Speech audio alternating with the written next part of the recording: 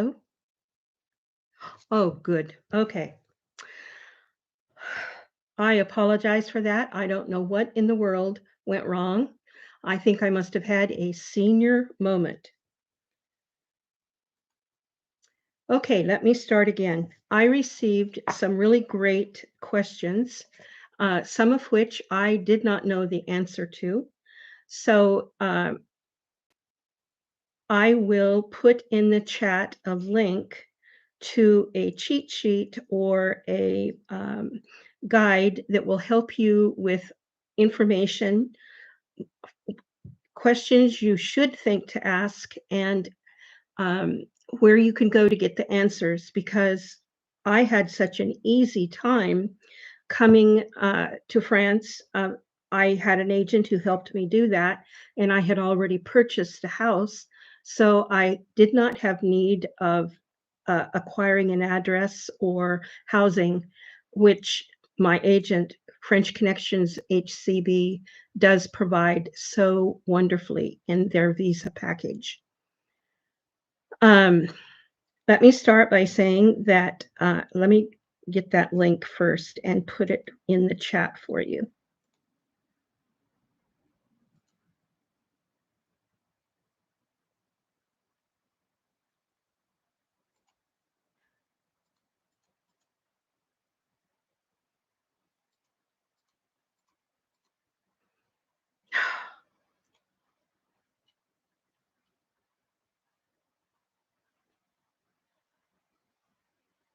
Okay, I'm just gonna go back to what,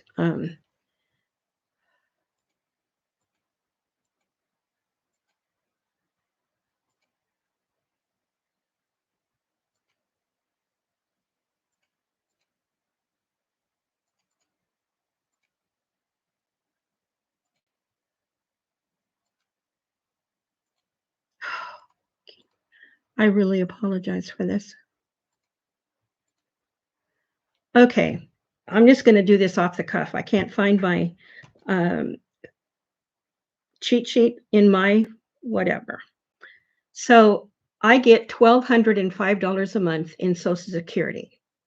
I pay monthly for internet, which is high speed, fiber optic cable. I pay €51 a month for that. I pay 64 euros a month for cell service. I pay $74 a month for car insurance. I pay uh, $49 a month for homeowners insurance. I pay biannually $58 for trash, biannually $58 for water, city water. Um, I spend about 25 euros. And if I say dollars, please forgive me, I mean euros. I spend about 25 euros a month on gas for the car. Um,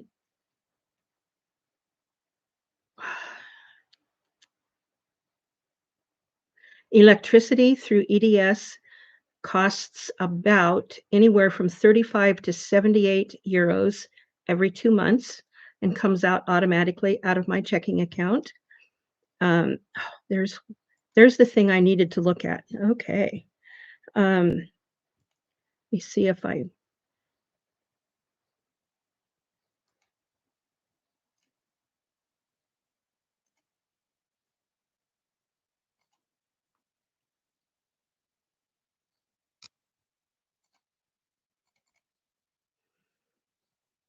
okay. Uh, so my monthly expenses with and I spend about $200 a month on groceries. So my monthly expenses are about $683 a month, euros a month, out of my 1,205 US dollars in Social Security. And yes, Social Security does follow you to France. Mine is deposited monthly in my American checking account in Idaho. And then I still have a lot of, well, not a lot, but I have probably $200 or $300 worth of expenses that are automatically deducted from my American account. And so I have some to put in savings, and the rest I forward on to my bank in France. Um, and I do that with a wire transfer to WISE, WISE, which is a financial money go between people, person, concern. It's wired to their account in New York City, and then it's forwarded on to their, I believe, Belgian account from when then I download it into my French account. That saves, sounds like a lot of rigmarole, but it saves on international transfer and daily ups and downs, fluctuation, currency fluctuation. So that was the easiest way that I found to do it.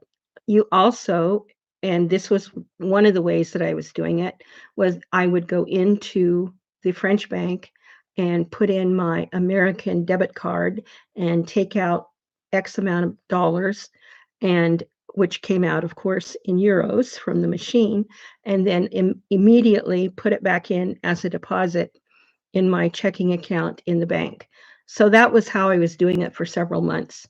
But I discovered that there was a much easier and a much more cost-effective way to do that by sending a wire transfer, which is free from my bank in America if it goes to another bank in America. So that was how I ended up doing it. What I paid French Connections to help me get my visa. I had an appointment with Richard in March of 2023, and I paid him 6,000 euros for the visa package.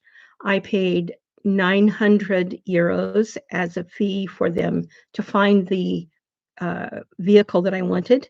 I had my heart set on a Citroen Berlingo, but they found me a Renault Kangoo, which is basically the same thing, and that cost me 9,000 euros. So, and that was delivered to me at the Paris airport at Orly. So I basically got off the plane, didn't have any suitcases because the plane didn't bring my suitcases. Got in my car and drove down the road in the middle of the night to Boussac and Clugnet, and arrived the next morning. So I've been here ever since. I do not know because I already had purchased a house. I was in the process of purchasing the house when I spoke to Richard. So I was not offered their rental or their offer to buy a house for me or help me find one. So I really have no understanding or experience with the extra services that they offer. But they do offer rentals, they offer to help you purchase a house, and they work now with a partner called Green Acres France. Um, and I'm familiar with that particular realty company because a couple of houses in town are listed with them. Um, France really doesn't have a what we consider in America a multi-listing service, but French-property.com, which is the one that I searched with, and greenacres.fr do, or maybe it's .com, I don't know. Anyway, Green Acres, you'll find it. I would consider them to be multi-listing service because they offer you the opportunity, depending upon what search words you put into the computer. You can choose by region, and I had no idea where I wanted to be in France, so I left that blank. I was more interested in garden space and a stone ortomette, which is a tile floor, because I wanted to be able to cook in a fireplace. I fully hit the fan, and eventually there will be no power and you will be burning furniture to stay warm. But until that happens, I wanted to make sure that anything I put my money into was sustainable in the long term, regardless of what happened. I could survive. So those were my criteria. Stone floor, garden. I didn't care about the rest of the house. Now, somebody asked me how I knew the roof didn't leak. And I have lived in enough houses in very good condition or very poor condition that I could stand outside or look from the satellite photo or the realtor's photos, and I could see that the ridge line on the roof was intact and straight. I couldn't see any missing tiles or cattywampus tiles. I mean, everything looked good and straight.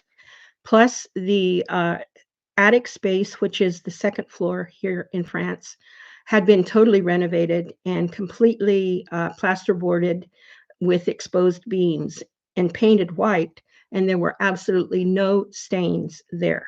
Now, there was a stain in the first floor small bedroom, but because the second floor had been fixed, that automatically fixes whatever was going wrong with the stain on the ceiling in the second floor or first floor small room. So because of that, I loved the look of the house. I loved the way the rooms were laid out. I loved the garden. The garden was just heavenly to me.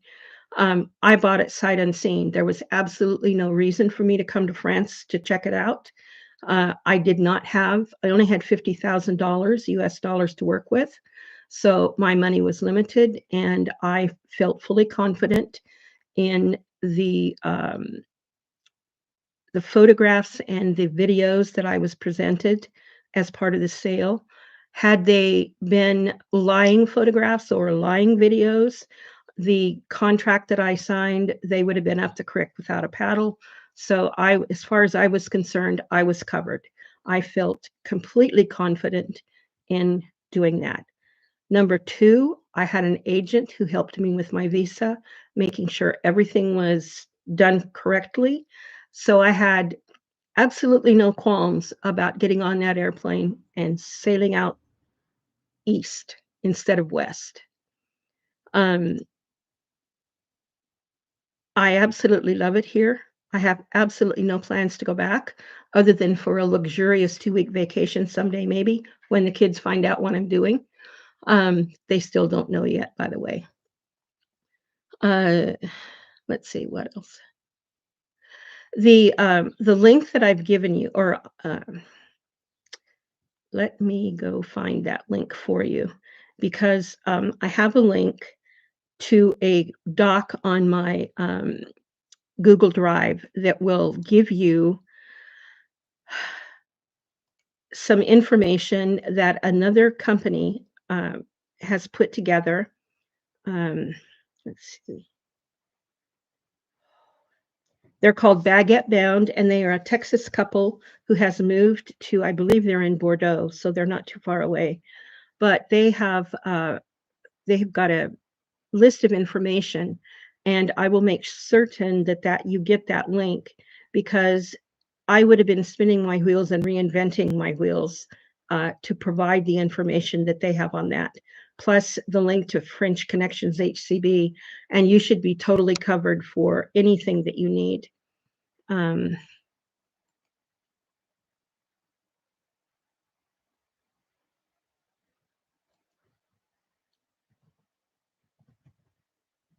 Excuse me just a minute. Let me get this here to make sure you have the link. And my mouse seems to be acting up, so it's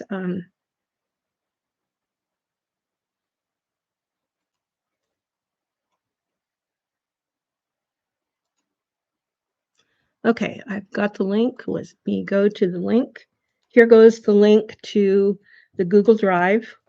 And everybody download that now and look at it, because you will be able to answer, or excuse me, ask questions to me that I may be able to answer, but I can certainly talk about it from there. Let me stop and go through the chat here just a minute and see what I can find.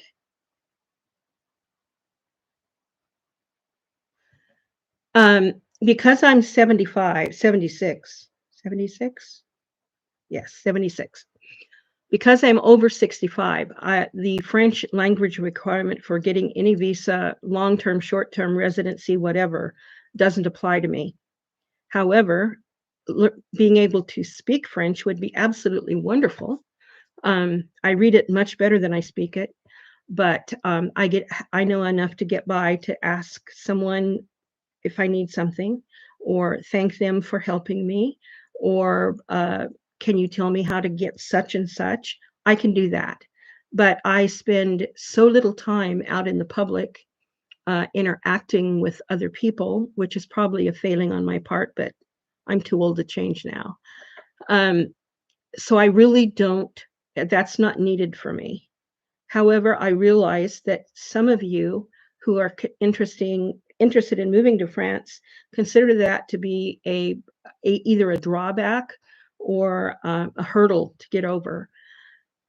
And there are many online tutors and programs and uh, ways to learn French.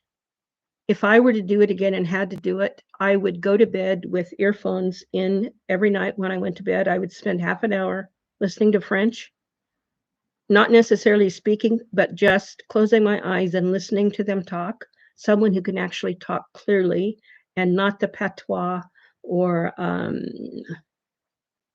dialect that you hear. And where I'm at, there is quite a thick dialect, and it's, even though the bread store is across the street and I can listen and hear them talking, I can only hear one or two words clearly because I don't want to say that they mumble, but their patois or their dialect is, I don't know it. I don't understand it anyway.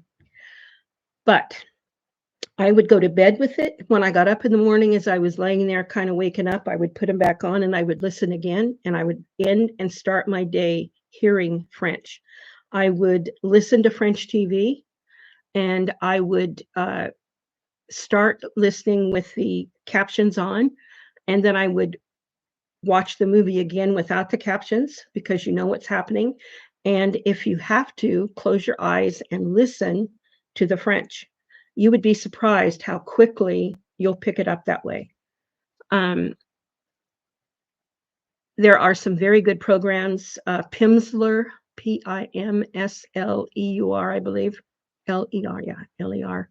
Um, is a really good program to listen to on either cassettes or CDs. But don't be afraid of French. Once you get here, and particularly if you've come to work in France or you're going to be an entrepreneur, you will quickly uh, get into the process of talking to people. And depending upon where you are in France, it will be more or less easy.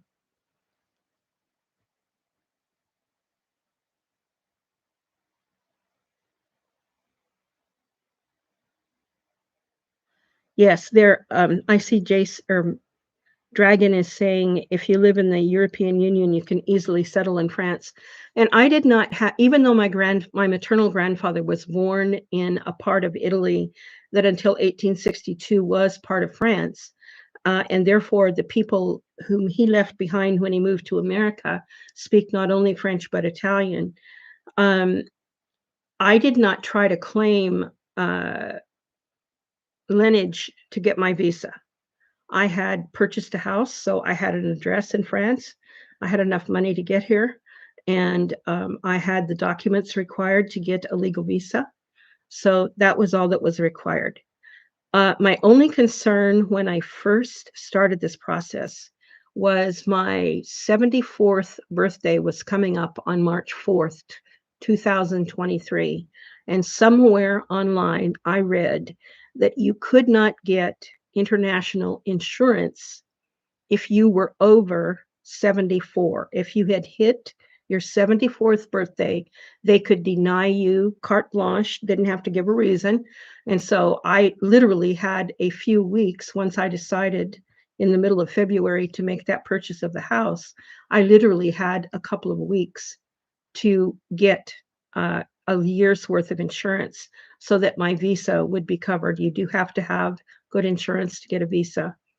And so I had to do that. That was my only real concern, was getting that done before I hit my 74th birthday. And really, that is the only snag that I've had. Um, my last year's visa went through without a hitch as far as renewal. The second one is still in process. And the French bureaucracy, regardless of whether you have cash in hand or all your paperwork and all your ducks in a row, for some reason, and I have no clue why, um, speed is not part of that system. So if you're coming here, get used to that. You will never be able to get anything done expeditiously the way did it. I did it in America. When something was necessary, you showed up, they typed it in, they gave it to you, and you walked out the door with it. That does not happen here. Don't ever expect that. It will never happen. No, I did not ship anything. Um, I take that back. If you're in America, you have flat rate 12 by 12 by 6-inch high flat rate shipping boxes through the post office. And so I paid to ship 6 of those, about $100 a pop. And in that were some sewing machine feet and attachments to my Elna and to the Singer 66 treadle machine that I hoped to acquire when I got here. So there were embroidery supplies and a few art supplies and a few patterns and some personal items and some extra things and things I was willing to cough up $600 for. Um, I had loaned my daughter some money, and she said she would give me $500 worth of interest for doing that. And so when she paid the money back, she also shipped me 5 extra boxes of that size. And the reason that I chose that size was because at the time, there was something in the French postal system that sort of like that size or similar sized box was a limit on what they would go through the post office. I did not want to take the chance of shipping something via container or that sort of thing. I had the most marvelous 4-wheel drive Chevy Silverado pickup, big lug tires. I could go anywhere, the desert, the mountains, the snow, you name it, I could do it. I could haul anything. I loved it. Okay. I thought about buying a utility trailer and putting all my French furniture and all my doodads and my china and everything that meant everything to me. Basically, it would have been my covered wagon, literally, and hauling it to the docks in New York City, putting it on a ship, and then spending a week in a bed and breakfast or whatever until the ship should have been in France, and then get on a plane and go over. That was my original plan. I'm really glad I had the money to do it, but I'm really glad I didn't do it because that kind of vehicle in France, the excise fees and the taxes and the fees for having a gas guzzler and a polluter in their eyes type of vehicle would have been so prohibitive in taxes that it would have been no way to do it. So I literally gave almost everything in my life away. And I don't regret it. I miss some of those items, but it is so exciting and so much fun to go out on a Sunday and go through the brocantes or spend time thumbing through eBay France and finding exactly what you want or something new to love. And you can replace most of what you left behind, furniture, etc. The woman who owned the house that I bought had some items of furniture here in the house, and I paid her some extra funds over and above the real estate contract for her to leave everything: brooms, buckets, cleaning rags, buckets, or there was a bottle of wine and a box of candy. There were some cleaning supplies and a few other things. I said, just, you don't have to clean anything out. Leave it all. I'll take care of it. When I get there, I'll need something to begin with. So I had a bed and I had a chair to sit in, and I found the table in the garage. Um, yeah, there was enough to get by and start. So I really recommend, if you're coming to if you're reverse pioneering and going the other way, coming to Europe as opposed to leaving Europe, embrace European ways and European things, because they are beautiful, and you will be able to find what your heart is pitter pattering for here. If you go to Brokans, it might take you a while. If you go to Lebkonen or whatever it is online, or Facebook, local Facebook, or eBay France, you will be able to get almost everything that you want uh, at very good prices. And the shipping isn't that bad. Some things will come to your door. Some things will come to what's called a mondial relay. And it's basically a bank of lockers outside of some of the supermarkets all over France. And you go and type in a code, and the door pops open, and there's your package, and you take it out and go home. So that's basically how things get here. I'm smashing it once again. I can't believe it when I couldn't even figure out how to start the darn thing. I promise that won't happen again, God willing. I'll know how to start. Let me see what else I can come up with. And I apologize. Without these magnifying glasses, I would be absolutely blind as a bat.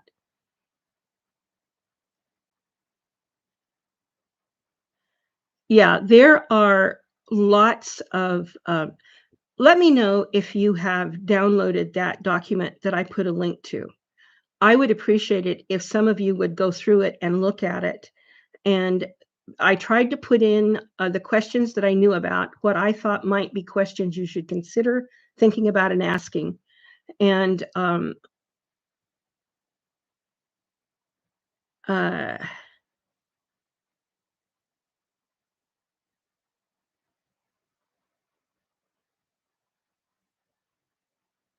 yeah, it's not difficult to get your Gen D or Jan D, your $1,455 a month is enough if it's just you. My $1,205 a month is not enough for me. And so I have a friend, I will not call her a benefactor, but I will call her a friend, who has signed a paper for the French government saying that if I get caught short on a month-to-month basis, she will make up the shortfall.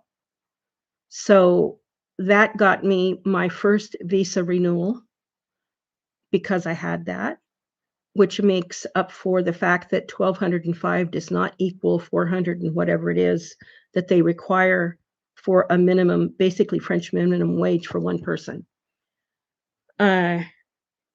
So getting your ducks in a row, you may have ducks that look different, i.e. this person who is willing to sign that affidavit for me. So don't let that sort of thing put you off. But that's enough money for you to apply. Shouldn't be a problem to get your visa.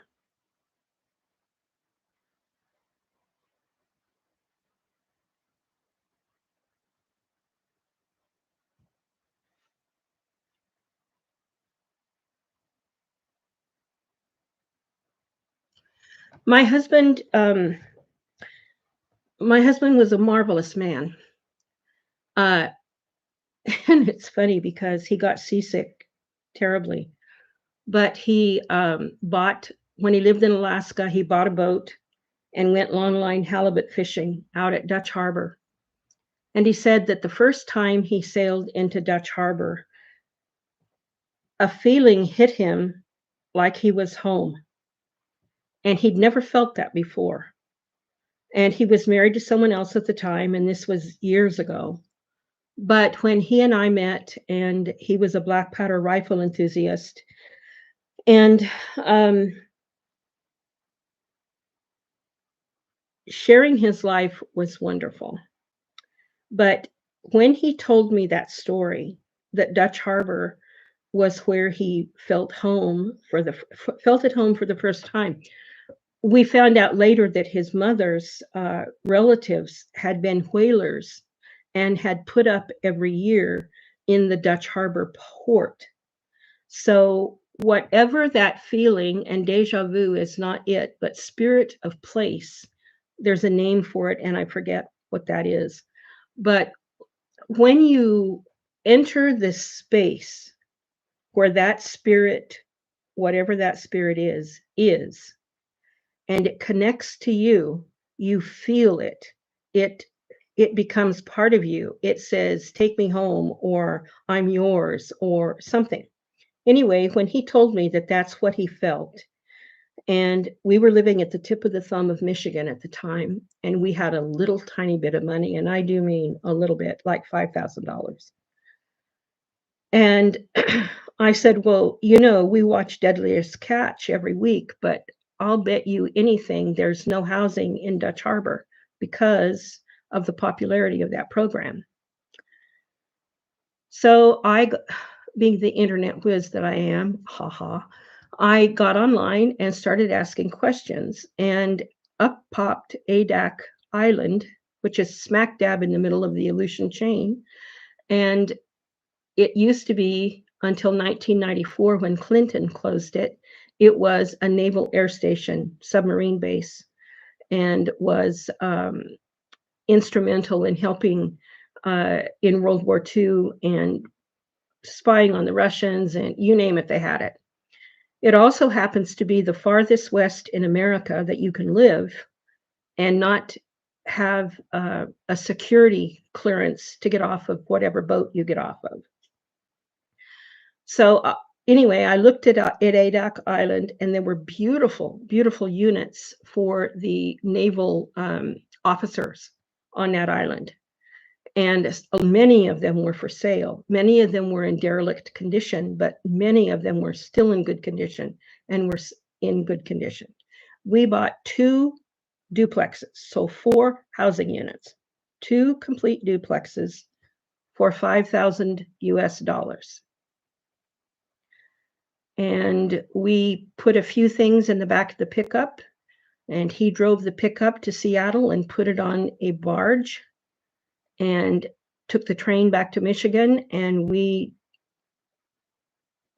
bought a throw-it-away van and drove to Anchorage, Alaska, and got on the plane and flew into Adak.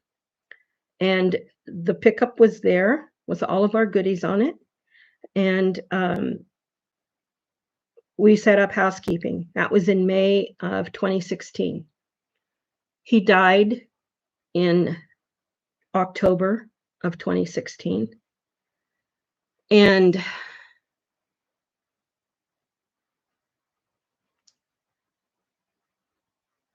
I wasn't afraid, but I thought, by darn, I'm not leaving this place. This was where he wanted to be, so I'm staying. So I sold one of the duplexes for $5,000. So I was now at zero even, Stephen. And then I fixed up the other side of the duplex that I was living in and turned it into a bed and breakfast. And just before COVID hit in 2020, I sold my bed and breakfast for $16,000 and got on the plane and was on the last plane out of Adak before the whole world shut down for COVID lockdown.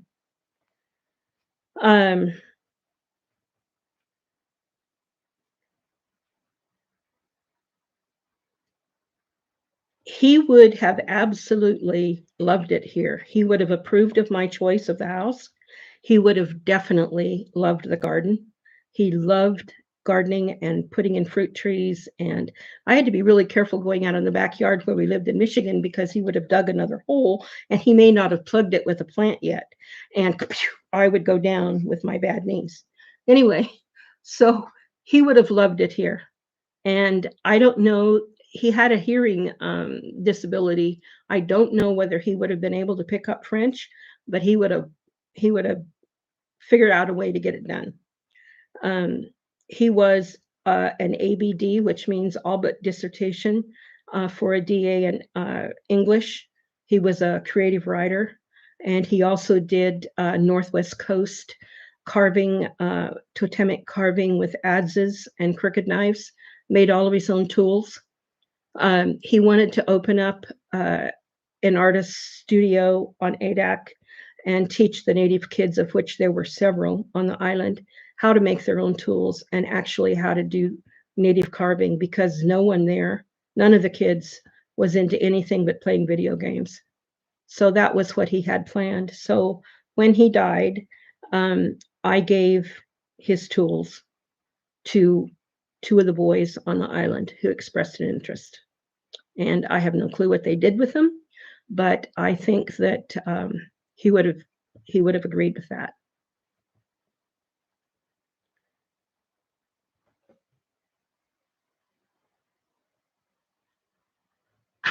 You would buy a book with my story. I can hardly believe this. Um, I am writing a cookbook because I watched a movie a few months ago called Christspiracy. I don't know whether any of you have seen the movie. I love the taste of meat. I love medium rare steak with a wine sauce on it. I love country pate. I love a good sausage. I know how to make them all. And I love that flavor. I love the flavor. I don't eat pork, so I don't eat pork bacon, but I do eat turkey bacon or make my own bacon. And so I miss that flavor. But I have determined that once in that movie, someone has said, how would Christ have killed an animal? The desire to eat meat fled out the door. So I'm writing a book on vegetarian cooking. And I believe God promised a land of milk and honey. Milk does not require hurting the cow to get it. Getting honey from the bee, you don't hurt the bee. And eating a chicken inside of an egg doesn't hurt the chicken. So I'm a lacto-ovo vegetarian, and I will eat honey. I'm not vegan. I see absolutely no need to become a vegan.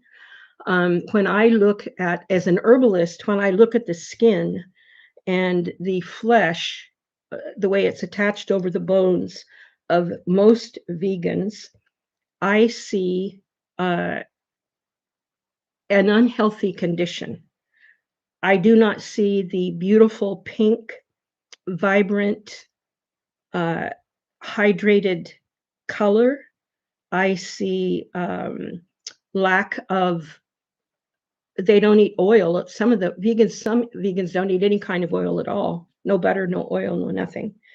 And I do not see what I consider to be a healthy glow in their skin. And so I have no desire to be vegan, but I will be a lacto-ovo vegetarian.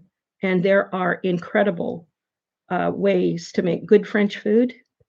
One of the first things I'm going to do is I'm working on some flavor combinations of herbs and salts and spices that recreate the flavor of sausage and that mouth feel and that taste that you get with sugar cured meat and caramelized um, skin on a roast or on a steak, that you deglaze the pan and you have this incredible sauce. There are ways to approach that by caramelizing vegetables and by using salts and spices and other things. And so that's the first thing I'm going to work on. And then I will be giving demonstrations on how to make those things work or taste in vegetarianism.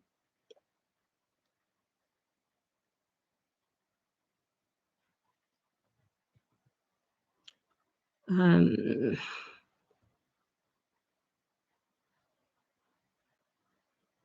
no, I gave up. One of the first things I did once I had signed, once I got my visa, I signed the papers for the house on the 5th of July of 2023. I flew to LA to the French consulate in LA on the 11th of July, and my visa came to me at my house on the 24th of July. I got my visa in the mail, and it was good for the 25th of July on, and I got on the plane in August 9th or August 8th and arrived in France, and actually arrived in Clugnet the morning of the 9th of August. I gave up Medicare. When I signed the paper giving it up, it said if I ever came back to America and because of my age would be required to pick up again on Medicare, that I would have to pay all of the premiums that I had not paid in the intervening years. I have that's not the reason I don't want to go back, but the healthcare here in France is much better deal. For instance, after you've been here 3 months, you can apply for the carte vitale. You go in and they give you a TB screening, which is an X-ray. They take a blood test and they're looking for AIDS and hepatitis. I didn't have either of those. I didn't have high or low blood sugar. No, I'm a cancer survivor. I had cancer in 2002 and I'm still alive and kicking, although not very high. So I'm doing pretty good. An office visit will cost you $7.50 if you have extra health insurance. I'm not sure whether you pay that or not because I actually have not had a doctor's visit since I've been here, haven't needed one, but I do have one scheduled for a couple of weeks from now, and I'm going to get some help with my lipedema and get a checkup. It's been 2 years. I mean, it's foolish not to. So that will cost me $7.50. You can That's not an American price, is it? Drug prices, $3 to $5. Definitely not an American price. Okay, so the healthcare here is incredible. If you need emergency care, you get emergency care, no problem. However, getting in to see a doctor, and I actually live in what's called a medical desert. There aren't a lot of physicians around that are taking new clients. So the doctor that I'm seeing is actually a referral by a friend, and it's in Limoges. So I have to drive 70 miles to see the doctor, but that doesn't bother me. And I'm not sick, so I don't need to be concerned about having instantaneous medical care. There is a clinic in Boussac where the market is about 8 kilometers away. There's a very good hospital in Garay, which is 30 kilometers away. The regional center is in Limoges, which again is about 70 kilometers. I'll never get the miles and kilometers right. Anyway, it's that far away. But for instance, I have a British friend here. He actually was the one who did the renovation in the attic in my house. And he had a heart attack last summer. And his wife literally blew into his nose and revived him. And his actual doctor came with the ambulance and the medics to check on him. So they decided she was right there. They decided that he needed more care than the Garay hospital could give him. So they immediately took him to Limoges. So he had excellent care. He's still alive and kicking. I had coffee with him last week. So, and he's my age, almost my age, not quite, but almost. So again, it depends upon your if you're healthy enough to get here, you'll probably do just fine. Don't let that put you off. The healthcare here is amazing. The doctors are amazing. And a lot of the doctors speak French. And the reason that they speak French is because all of the medical records are in English as well. Okay. It used to be that if you could speak French, you could do business anywhere in the world. Well, now it's if you can speak English, you can do business anywhere in the world. That includes medical records. So the interesting thing about France is that you carry a portfolio with all of your medical information in it from doctor to doctor to doctor. They make a copy of it and give you your originals back. You are responsible for carrying your own medical records. So before you come to France, make sure that you get hard copies, either on a disc that you can print out when you get here, or you have actual hard copies in a file that you can bring with you and have at a moment's notice.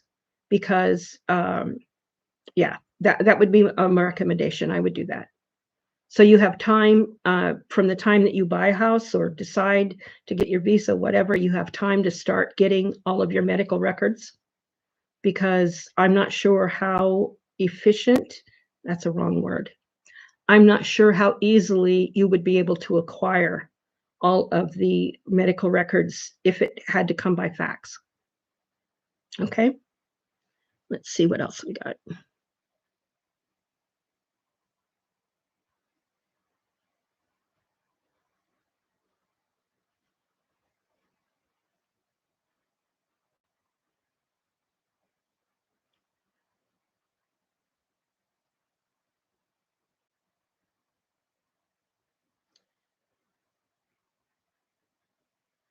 Okay, I will repost.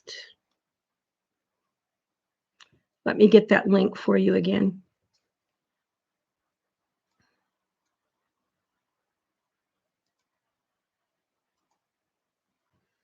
Okay, here's the link again for the document that I put together.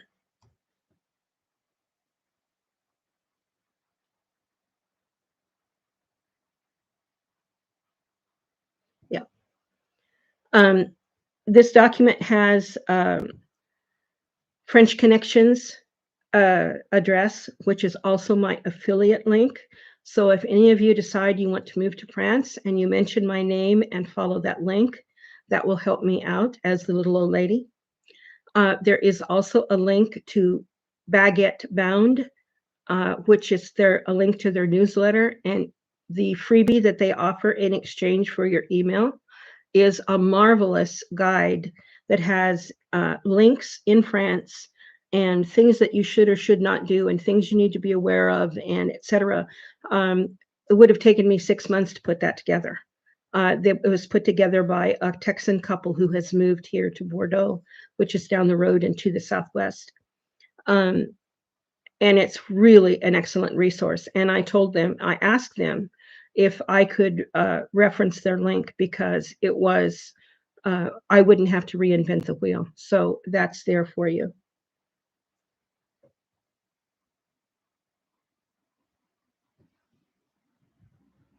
The sun is coming in really bright, so it's difficult to see.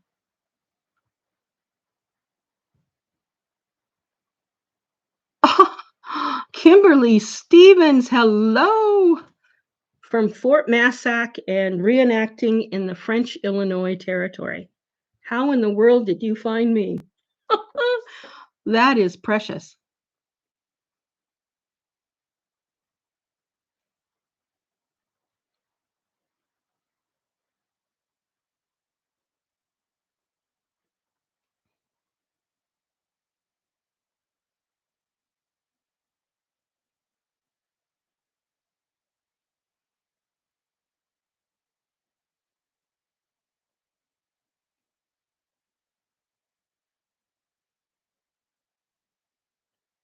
That that is just amazing that a friend whom I reenacted with back in the early 2000s, 2000, 2001 and 2.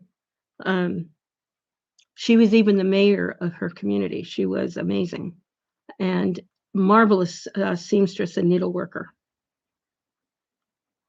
It's a very small world when somebody like that finds you online. So,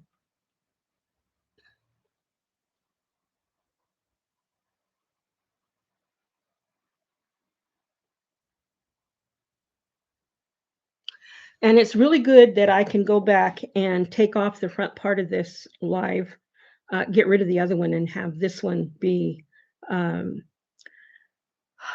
because I can't believe I couldn't figure out how to turn it on. Anyway, um, do you have any more questions? Okay. I know that I'm very illegal on my driver's license. However, um, I'm not, Idaho is not one of the states, and this is something that's on that list for you to check, I believe.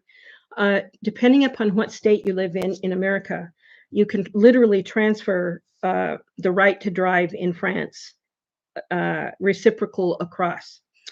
They'll give you a French driver's license. The rest of us who come from other states have to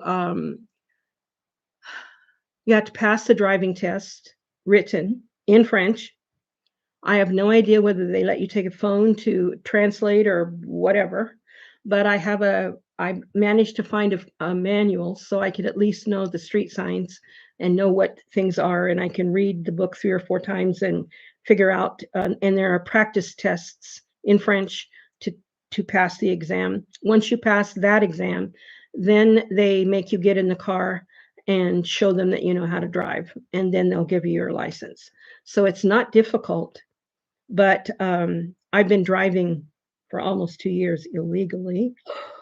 But I have an appointment in September at the driver's license people in Garay to get my license.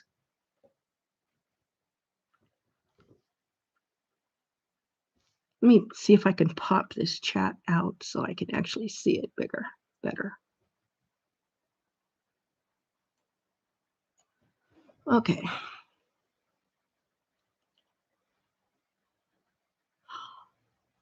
Oh, they give you a French driver's test in English? Oh, that would be wonderful. I do plan to have a guest room.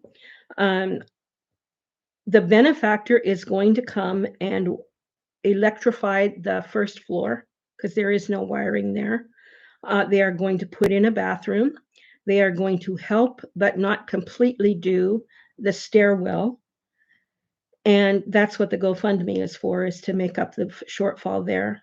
They are also going to come with equipment and put in the garden. Now that means one of these days I'll be brave enough to open up the back door and show you what actually the backyard looks like, because the nettles are 6 feet high and they literally have to be cut down one at a time with loppers or dug up by the roots. And they're going to come with some uh, gardening equipment, and they're going to put in the paths and build the raised beds for me. And if they do that much, that is really all I need. Anything other than that would be wonderful. But the way that I have it planned is to build the paths, the long one, all the way to the back property line straight, and then off of that to the left, dig up a path, pile the dirt onto the left, do another path, pile the dirt onto the left. So I will end up with this long garden with 2 long paths with intervening raised beds and paths in between. If they can do that for me, then I can go in with cardboard and lay it down on top of the raised beds, put straw and manure. And I don't know why someone on this property, there is like a 6 foot high, 15 feet across pile of dirt in 2 corners one by the back door, and one in the corner of the wall and the workshop that need to be dug up and sifted through because I have no idea what's in them. And I will take that dirt and cardboard and manure and straw and lay that down on the raised beds, cover them with plastic, black plastic, and let the worms and the composting go together. I mean, um, 2 weeks of nice hot weather in September, and those beds will be ready to plant. Then I can order in columnar fruit trees and some berry bushes and some uh, bulbs that will come up in the spring and a few other things. But until then, I'm going to spend most of my garden time planning what goes where. Because I want to use all of Charlemagne's uh, medicinal and edible and herbs and vegetables and berries and trees and nuts, um, I need to be careful where I design and put what. And with modern techniques of companion planting and beneficial, this plant works really good planted next to this one, but not next to that one. I needed to spend some time creating what goes where. I have the garden layout, but the beds need to be decided upon as far as what goes where. Um, just a minute here. I need to move this. Okay. Uh, there are very good orchardists and plant places to get plants. And really, the best time to plant now that March, April, May is over with is September and October. And the last frost date here, the first frost date in the fall is almost November 1st.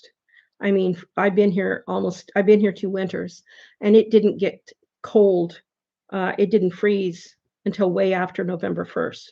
So by getting the beds made and covering them with plastic and getting the composting working in the soil and the worms and stuff breaking everything down, they will be ready to plant in September or October, and things will grow beautifully over the winter and be just, you know, raring to go in the spring. There is a buy me a coffee on my channel uh, description, the littleoldlady.com 101 or little old lady underscore 101 on YouTube.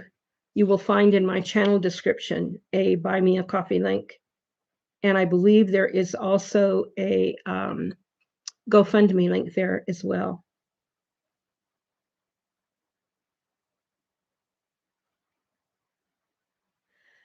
A fruit tree from a nursery is going to run anywhere from $75 to $125 a piece.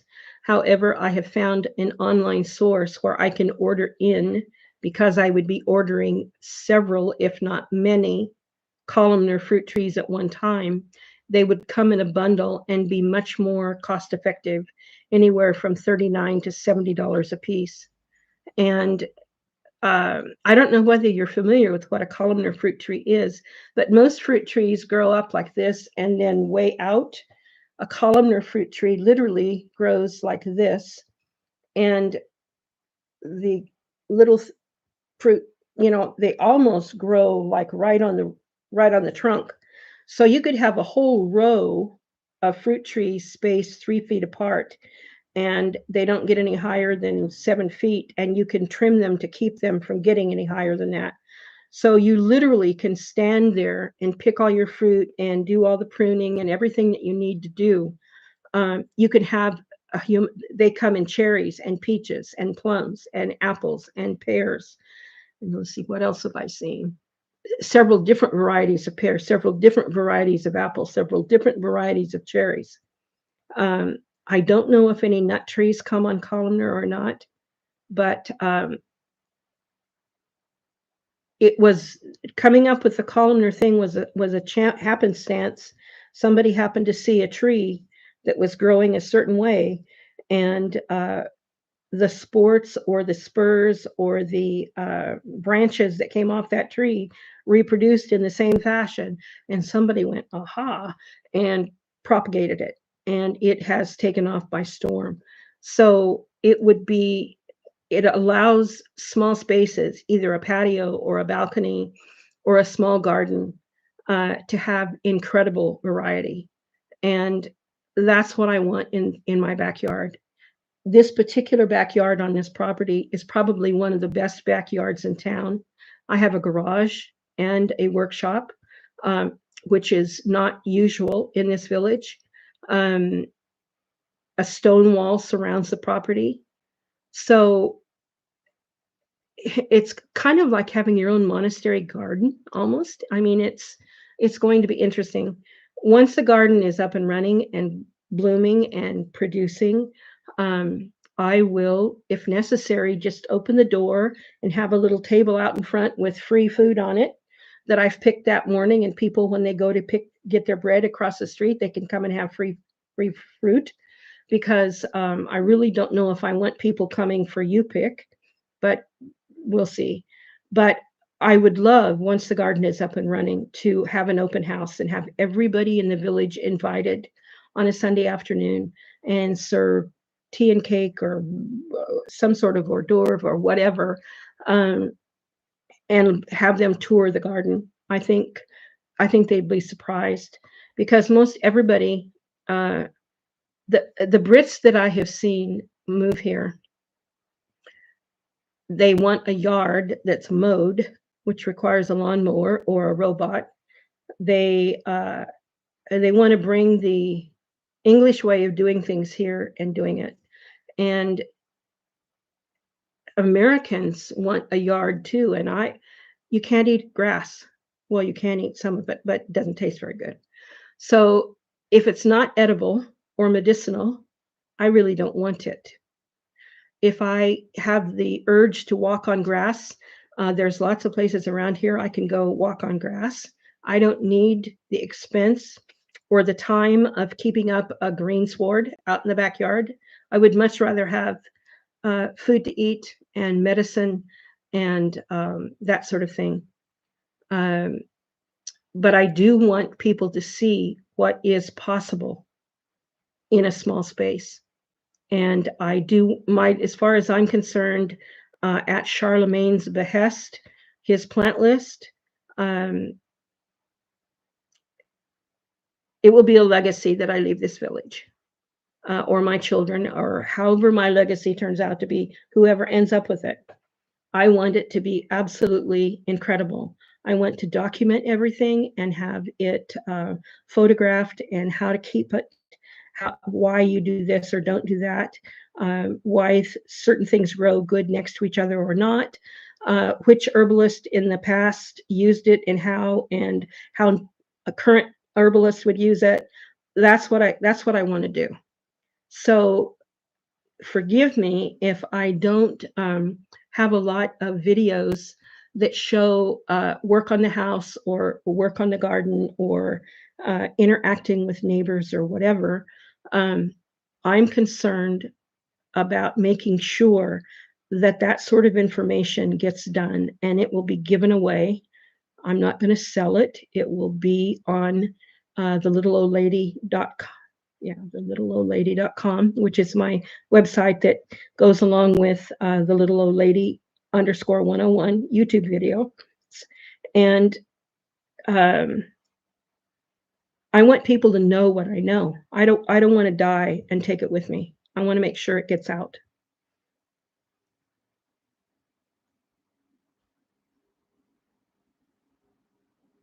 Okay, I will show you the flower boxes.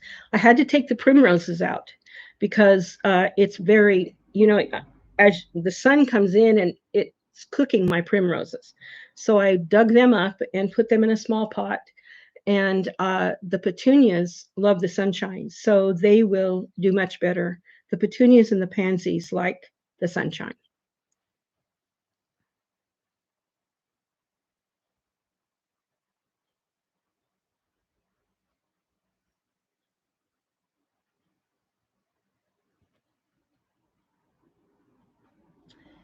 Um, I love the French way of life. Um, it's Sunday and there's very little traffic. Uh, Although come 6 o'clock tomorrow morning on Monday, the traffic will start and it will run until roughly 6:30, except during the noon hour, which in France is from 12 to 2. You can't get anything done between 12 and 2 in France. Everything shuts down. Groceries, garage to get your car fixed, whatever, nothing works. So, but because of that, everybody sits down to eat, whether they sit in their truck for 2 hours and enjoy their meal, or whether they sit down to a family dinner. They eat much later in France than we're north used to in America. We eat at 4:30 to 6:30, 7. They eat, I mean, 8:30 is early, 7:30 is way early. So, but they sit down to eat as a family. Uh, if you look at a school lunch menu for American kids and see what's on the plate, and then contrast that to a French child's plate at school, you would be blown out of the water. French kids grow up eating stuff American kids, you can't shove it down them with a pike. They won't touch it. French kids love it. They eat all kinds of things. And uh, they also act differently. I don't know how to describe it. I took my kids to Victoria, British Columbia on a vacation, and it happened to be school for the Canadians when we were up there. And my kids made the comment to me, and they were middle school. So, middle school, and I think my oldest daughter may have been a freshman in high school. But no, they were all in middle school. Uh, they made the comment that the Canadian kids didn't scream and yell and run around and do crazy things the way Americans did when they played. Um, and they don't do that in France either. Uh, it's a different culture. Um, when old people with white hair walk in a room, kids still stand up. When was the last time you saw somebody do that in America? Um, it, I love the French culture and the different way of doing things. Um, the food is different, the clothing is different, the housing is different. Um, somebody asked, or somebody made a comment one time about houses in America fell down or got blown away, and I says, "Well, aren't you worried about stone houses falling down in France?" And the comment was, "We don't have earthquakes." And I thought, that's why the houses have lasted as long as they do. In America, we not only have earthquakes, but we also have tornadoes and cyclones and hurricanes. And uh, if any of you remember the damage that Hurricane Camille did in New Orleans and some of the other hurricanes have done, and some of the tornadoes that have torn through the Midwest, and the forest fires in the West, uh, doesn't happen here in France. You can't burn because there's a burning ban on it. It's very hot here right now. It's in the late 90s and has been for the last couple of weeks. So it is hot and muggy, but it's just a different way to live.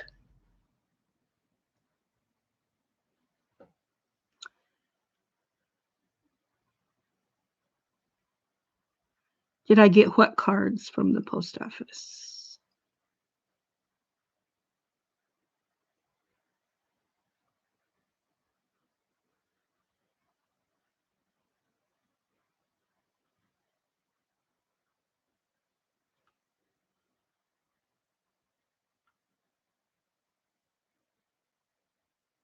There are no tornadoes here.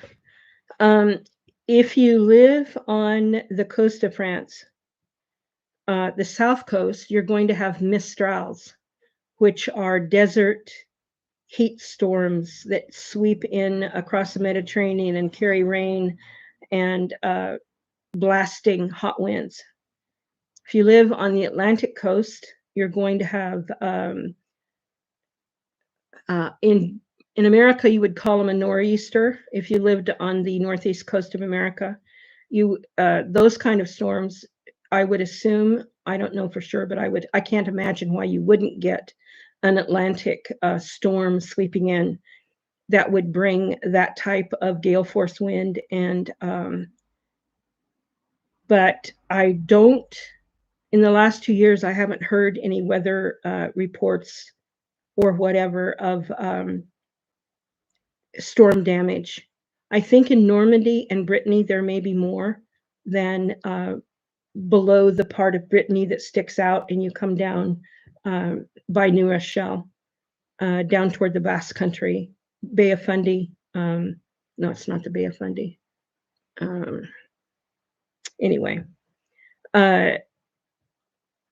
but yeah, and here in the middle of France, where I'm at, smack dab in the middle, the weather systems come in from the coast on the Atlantic coast. They come up from the Mediterranean, and they come down from the north, cold blast.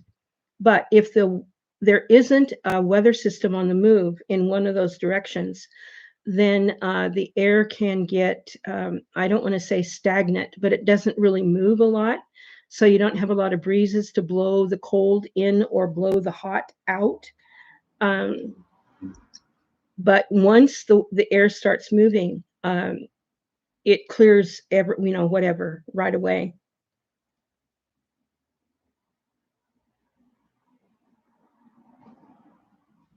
When I lived on Bay of Biscay, thank you. I thought was going to say that next. When I lived on Adak, there were earthquakes every single day on the surrounding islands or on Adak itself. And they were normally 4.8 to 6.2 or 3.4. Okay. In interior in America, if we had an earthquake that severe every other day, America would be flatter than a pancake. But Adak Island itself is like one gigantic rock. It did have an extinct volcano on it. It had volcanoes on either side of it that were constantly smoking and rumbling. But someone said that they built the naval officers' housing on rollers so that when the earthquakes hit, the houses would kind of do this and not collapse. I don't know whether that's true or not. It doesn't really make sense, but it may have been. Anyway, to the east of me in the Auvergne and starting up into the Alps, there are volcanoes. There are churches that are built out of black, literally black rock. It looks like something out of Harry Potter. It's amazing. Beautiful churches, but they're black as the ace of spades, made out of the volcanic activity rocks. And so there is volcanic activity, but there really aren't earthquakes. And so these stone houses, once you put them up, and you either have flying buttresses on the church because they're so high with no interior rooms to help hold the place together. So you have the buttresses on the outside that hold the church up. They don't fall down. If you come across a castle or a stone building that is crumbling, it's because somebody took a grenade or a bomb or a ballista or something to it to crack it open and knock it down. And there are a bunch of those around, but it's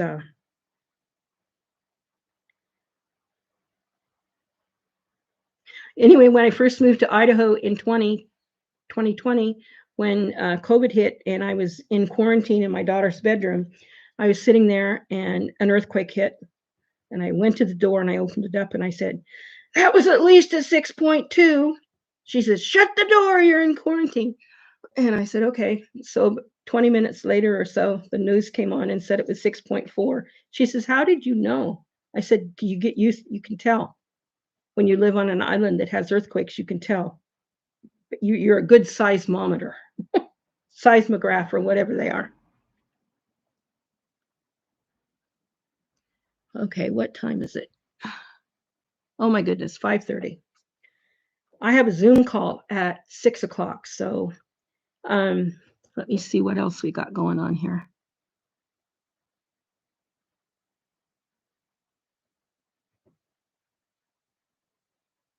Oh, Le Cruzois. I love that cake. It reminds me of the walnut cake from the 18th century.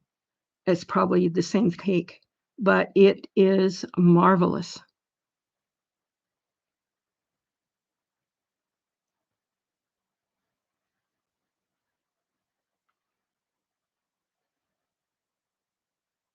Yeah, we have storms here, but I've lived here 2 winters and there was no snow for 2 winters, no snow at all. There was snow this year, but it was on the Ides of March, March 15th. And then it was a couple of inches and it was gone in 3 hours. So, I mean, that's the extent of the severe weather here. Now, right now, we're in the middle of a dry spell, a heat spell. And so I noticed when I went to Garay the other day that the Cruz River is low and you can see the sandbars in the river. So that's not good for the fish. But yeah, um, the weather here is mild. There are people here in town that have magnolias and banana trees they're growing. So and there's a house right across the street if you want to come open up a shop. It's got a shop in one of the front rooms. Be right on the main, right next door to the bread store. Great, great house with a garden and a garage.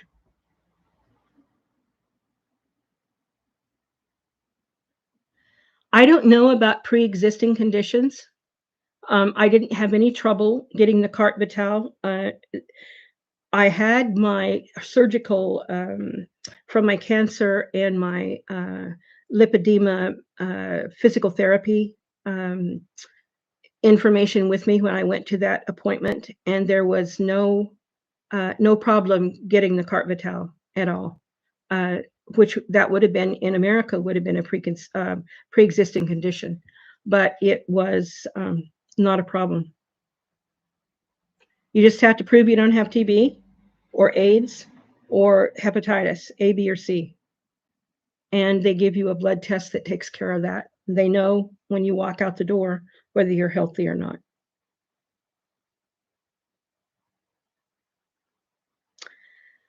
There have been, Cluniac, where I live, is on, I'm going to say it's on the side of a hill. There's a river to one side. There, you come up from the river and there's a slope, and the town is on the slope.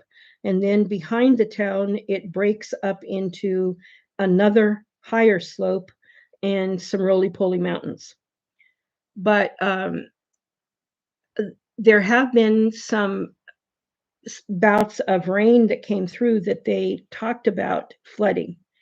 I can't imagine where you would flood here in town unless it was on the top of those sloping hills that come down and then, like this,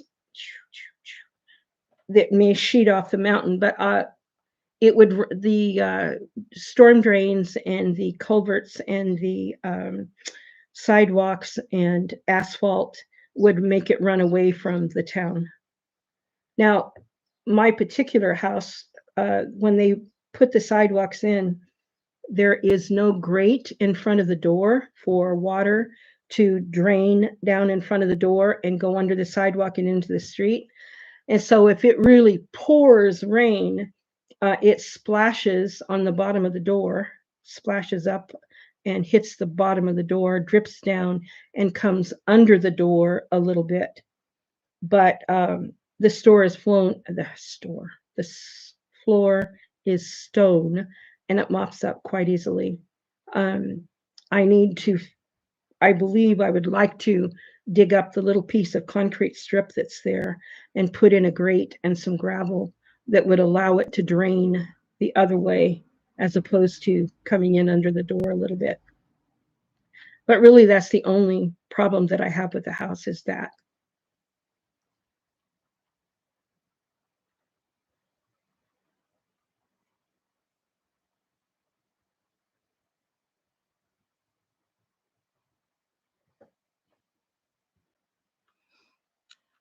When I put in my offer on the house, uh, I went to coffee in February 12th, 2023, with my girlfriend at Starbucks.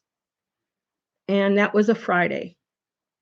And Sunday morning, um, I received a gift, the $50,000 gift from one of my husband's friends. And I thought, oh, I can buy a trailer and get out of this senior citizens housing, even though it was a brand new apartment. And I looked around and I couldn't even buy a junk trailer in America for 50,000 US dollars. Couldn't even buy one. And even if I managed to buy one, there would have been $1,000 a month lot rent plus utilities on top of that every month till the rest of my days. And I would own my house, my trailer, but I would not own the property that it was on. So I thought, you know what, there has to be a better way. And I thought, you know what, I wonder what I could find in France. Okay. So I got online and typed in property.com, and the rest is history. Now that on Monday morning, by Monday morning, having spent about 36 hours online, literally, I came up with this particular house and I put in an offer to the real estate agent, which then he had to contact the uh, notaire, which is a notary, and start the paperwork. And once you start the paperwork, there's a cooling off period. And then once the cooling off period has gone past, then you can commit to the sale. And then it's hard to get out of the sale at that point. But because I had cash, I didn't have to worry about a mortgage, which may have held up whatever, getting my visa or getting the deed to the property or whatever. But I had cash. So it still took from the 15th of February until the 5th of July to jump through all the hoops that the French require. Uh, but it's for your protection. All of the inspections and all of the contracts and everything back and forth to the person who was selling the house and to America for me to put my signature on it and send it back and etc. Anyway, it took that long to get it. It took less than 2 weeks to get the visa once I had the address. So it was, after that, it was a piece of cake.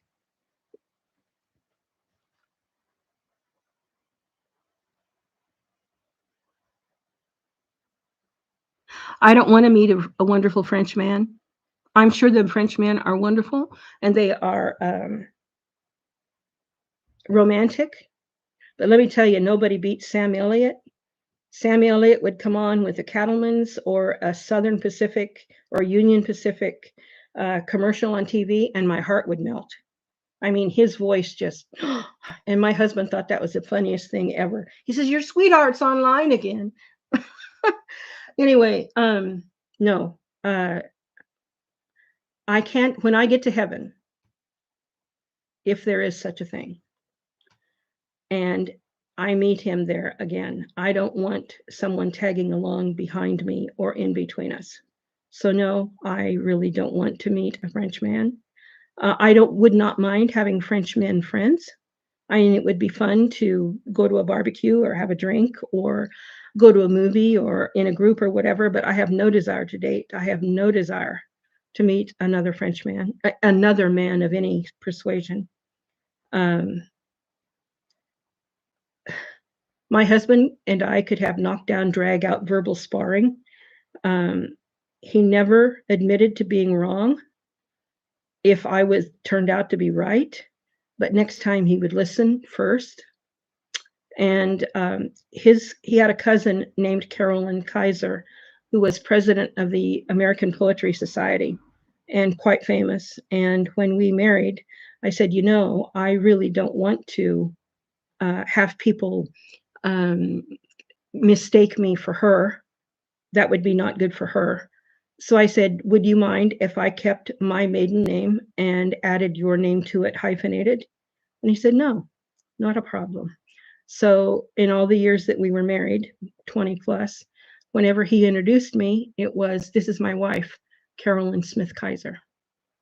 So he respected me. Um, he took my advice after a while, but no, I really don't want to meet anybody else.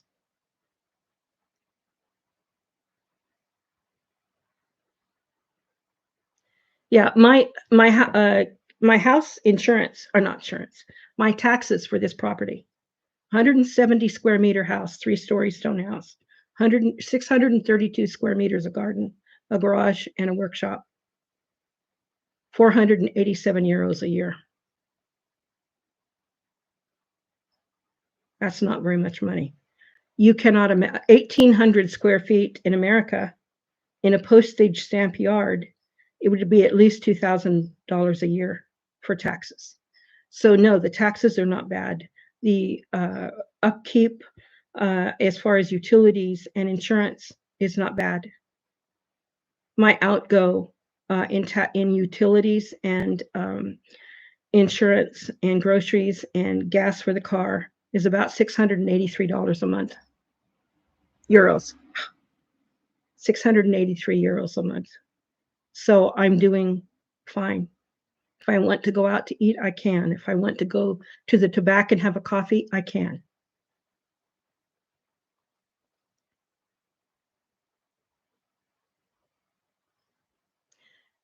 I bet it's not true in Paris. I'll bet things are very much more expensive. Real estate, rentals, food, everything is much more expensive in Paris. But everybody should go there at least once, right? Or the south of France. Yes, that would be either one of those places would be a great place to visit. But I have no desire to live in a city. In case you don't know my story, when I was living in Idaho, I had this brand new senior apartment. I had my 4-wheel drive pickup. I could go anywhere and do anything I wanted to do. And I had a doctor's appointment where I had to go be fitted for leg sleeves for my lipedema. And I knew exactly where to go. And I got in a car and went zipping down the road and forgot that Cherry Lane went into Fairview. In my mind, Cherry Lane ended up on Chinden Boulevard. If you know it, if you're from Boise, you know what I'm talking about.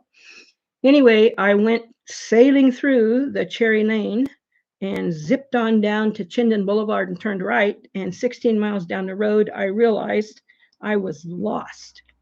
And on either side of the road, instead of the farmhouses and farms that had been there all my life, literally, there was nothing but strip mall after strip mall and housing development after housing development and people everywhere. And something settled on my chest, and it wasn't fear, but it was, this is no way to live. And I got to my appointment slightly late and made it and got done what I needed to get done. But I decided that I was out of here. I had to get out.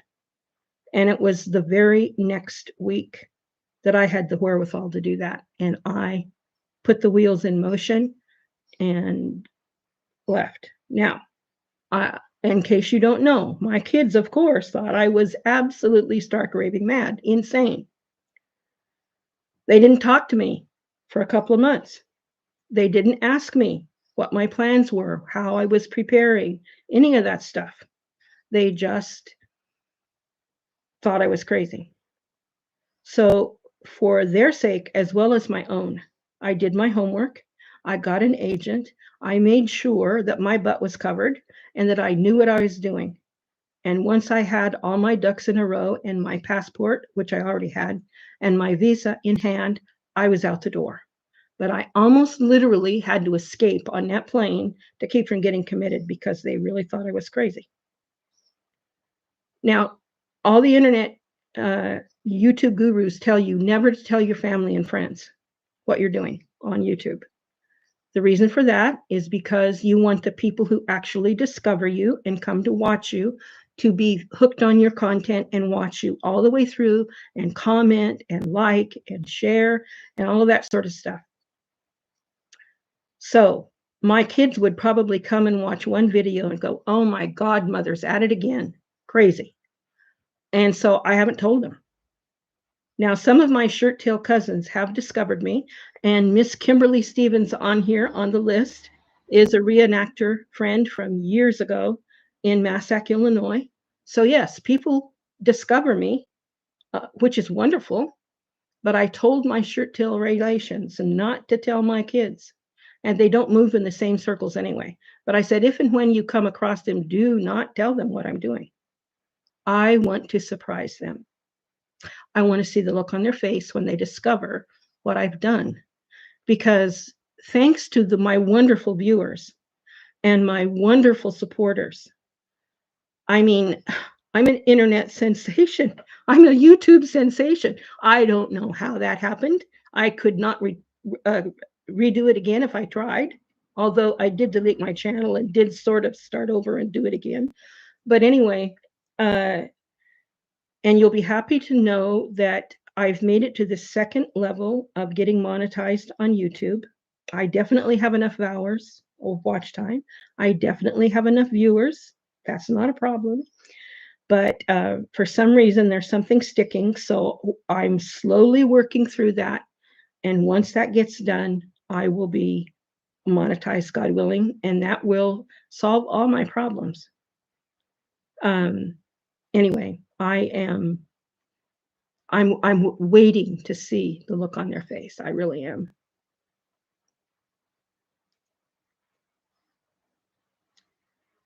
Oh, Grand Moulin de Bassac. Ooh, neighbor. See, it's a small world.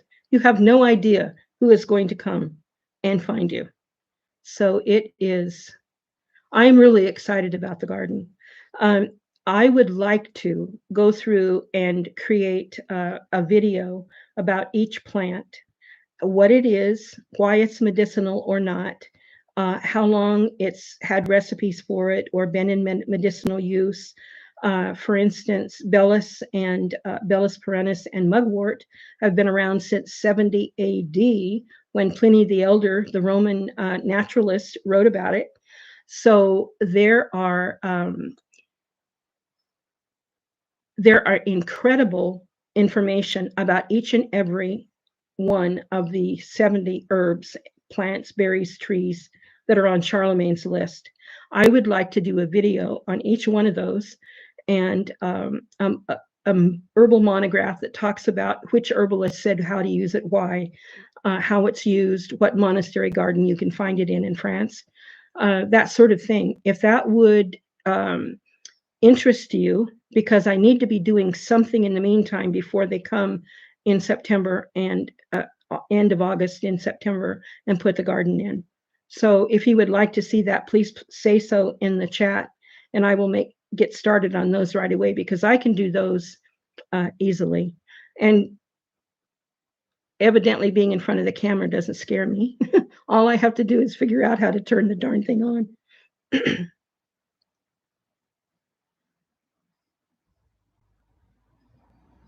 Okay, I will definitely do that because I think you would enjoy.